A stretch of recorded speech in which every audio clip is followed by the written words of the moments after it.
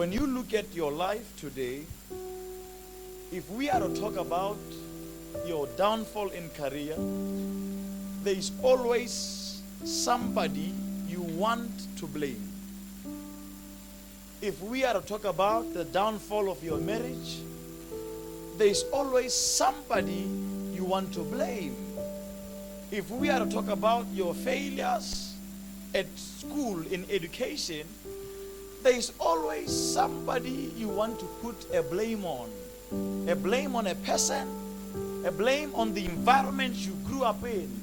The reason why I failed is because I did not have my mother there. I was staying with my aunt. That's why I couldn't do well.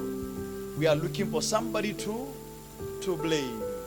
The reason why I'm fired from work, it is because of my boss who never liked me anyway. We are looking for somebody to blame.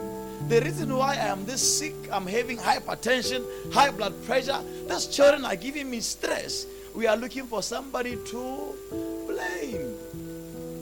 The reason why I was strong in God, doing very well, and at some point I went back to the things of the world, it is because of what Pastor so-and-so did to me. We are looking for somebody to blame. So now this takes us to why it seems that forgiveness is one of the hardest things. Do you know why forgiveness is so hard? Because the enemy is your neighbor. The enemy is your mother. The enemy is your father, your friend, your boss. The one whom you are blaming, you believe he is the enemy. That's why you cannot forgive your father for what he has done to you, because you believe he is the enemy. And what made you to believe he is the enemy? You are blaming him for what you have now become. You are blaming him for all your failures, for all your disappointment. You are blaming him. So he is automatically becoming an enemy, meaning Satan. Who are you blaming today because of the situation you might find yourself in?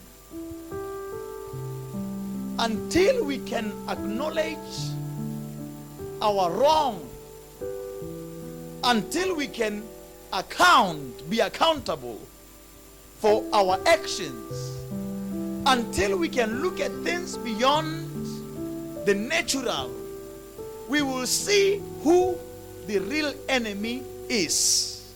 The enemy is not much on the outside as you perceive it to be. The real enemy operates in the inside.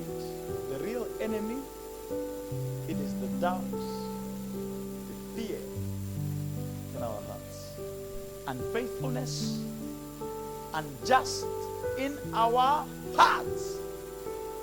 That's why Jesus said, when they hit you one side of the cheek, if you don't have an enemy inside of you, you'll give them the other cheek. But if you have an enemy inside of you, you'll fight. Because once you receive a slap, it provokes the enemy to fight. And you will fight. But if you don't have an enemy inside, you will give them the other one. This is the Bible. What is the condition of your hearts?